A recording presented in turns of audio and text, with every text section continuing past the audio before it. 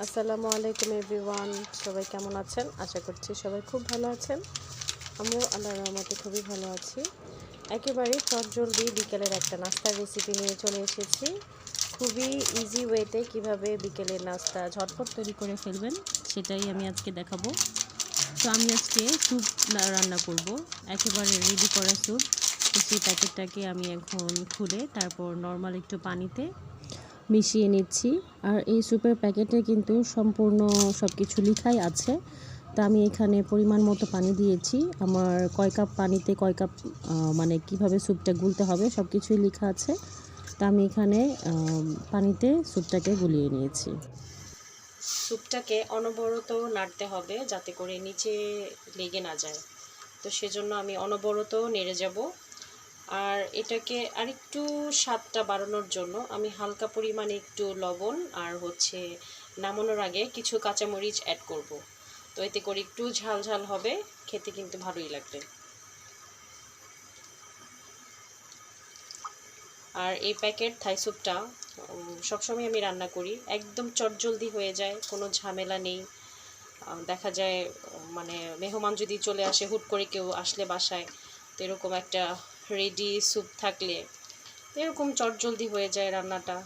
Easily একটা মেহমানকে রান্না করে দিয়ে দেওয়া যায়। আর রান্না করতে তো খুবই কম সময় লাগে, যেহেতু একদম রেডি করা সব কিছু দেয়াই আছে।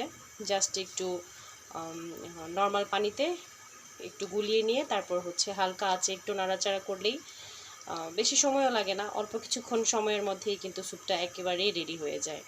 আর খেতে কিন্তু স্বাদটা আমি বলবো ভালোই, মজাই হয় স্যুপটা। তো আপনারা চাইলে এরকম রেডি মিক্স স্যুপ কিন্তু বাসায় ট্রাই করতে পারেন, খুবই মজা। আর স্যুপের প্যাকেটে কিন্তু লেখা ছিল যে একটা মানে স্যুপের মধ্যে 2 কাপ পরিমাণ পানি দিতে হয়। তো আমি এখানে একটু পানির পরিমাণ বাড়িয়ে দিয়েছি, মানে প্রায় 3.25 কাপের মতো পানি দিয়েছি। এই পানিটাকে এখন আমি নাড়তে নাড়তে একটু শুকাবো। একটু শুকালে কিন্তু স্যুপটা খেতে মজা হবে। তো সেজন্য আমি পানির পরিমাণটা একটু বেশি দিয়েছি।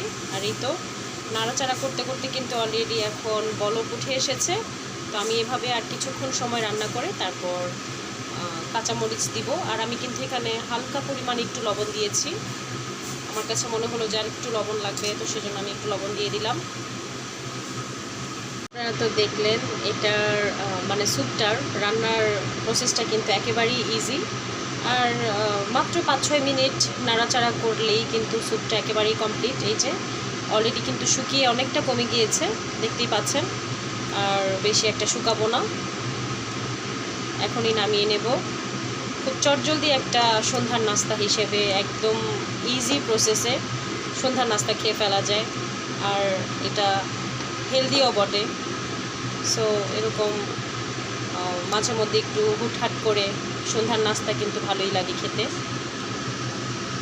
আর এই তো নামানোর আগে আমি কয়েকটা কাঁচামরিচ দিয়ে দিলাম, একদম পুরোপুরি ফালি করে দিয়েছি যাতে করে এর ফ্লেভারটা আর হালকা একটু ঝাল ছড়ায়। এই পর্যায়ে কিন্তু কমপ্লিট হয়ে গেছে স্যুপটা রান্না। এখন আমি এটাকে নামিয়ে পরিবেশন করব। আর আজকে সাথে আমি একটু চিকেন ভাজবো, তো চিকেনটাকেও আমি ম্যারিনেট করে রেখেছি, এখন চিকেনটাকে ভেজে নিচ্ছি। আর স্যুপটা কিন্তু একেবারেই রেডি। আমি এখানে চিকেনটাকে কিন্তু আগেই ম্যারিনেট করে রেখে দিয়েছিলাম। তো আমি সবসময় এইভাবে চিকেন ম্যারিনেট করে ডিপ করে রেখে দিই, কারণ আমার আয়ান কখন খেতে চায় সেটা তো বলতে পারি না। তো হুটহাট করেও খেতে চাইলে যাতে আমি হুটহাট করে ওকে ভেজে দিতে পারি, সেজন্য সবসময় এইভাবে করে এই যে চিকেনটাকে এভাবে কিউব করে কেটে দেন সব কিছু একবারে মশলা মাখিয়ে সেটাকে আমি ডিপ করে রেখে দিই। আর আজকে আমি যেখানে একটু বেসন নিয়ে নিয়েছি, বেসনটা দিয়ে এখন চিকেনগুলোকে আমি ভেজে সন্ধ্যার নাস্তা তৈরি করে ফেলবো। তো এইভাবে করে রাখলে কাজটা খুবই ইজি হয়, ঝটপট করে ফেলা যায় সব কিছু।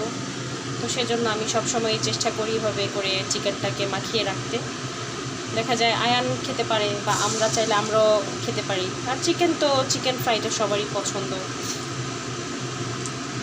তেল গরম করে আমি এখন তেলের মধ্যে ভেজে নেব চিকেনটাকে।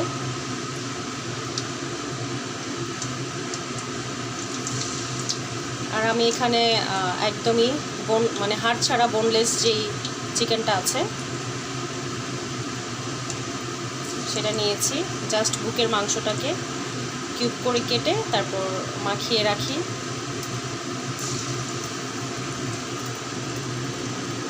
এভাবে করে রাখলে খুবই চটজলদি যে কোনো সময় ভেজে খাওয়া যায়।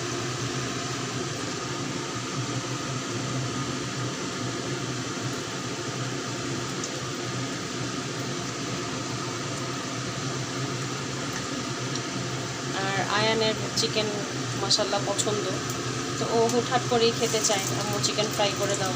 তো তখন সব সময় তো এরকম করে থাকে না, তো এরকম করে রেডি করে রাখলে আর কি যখনই ও বলুক না কেন সাথে সাথে করে আমি ওকে করে দিতে পারি। তো যাই হোক, আমি এখন চিকেনগুলোকে ভেজে নিই। কিন্তু এক পাশ ভেজে নিয়েছি, তারপর উল্টে দিলাম আরেক পাশ ভেজে নেওয়ার জন্য। আর চিকেনটা সবসময় একটু কম জালে আস্তে আস্তে করে ভাজলে এর ভেতরে একটা ক্রিসপিনেস আসে, আর মানে একটু জুসিও ভাব থাকে ভেতরে আর কি। কুকটা খুব সুন্দর করে হয়। তো সেজন্য আমি চেষ্টা করি সবসময় একটু অল্প আছে এটাকে আস্তে আস্তে করে ভাজতে, যাতে করে ভাজাটা সুন্দর হয়। আর এই তো তৈরি হয়ে গেছে আমার চিকেন ফ্রাই আর হচ্ছে স্যুপ। তো একেবারে ঝামেলাবিহীনভাবে কিভাবে ঝটপট তৈরি করে ফেলবেন বিকালের নাস্তা, সেটাই আমি আজকে আপনাদেরকে দেখালাম।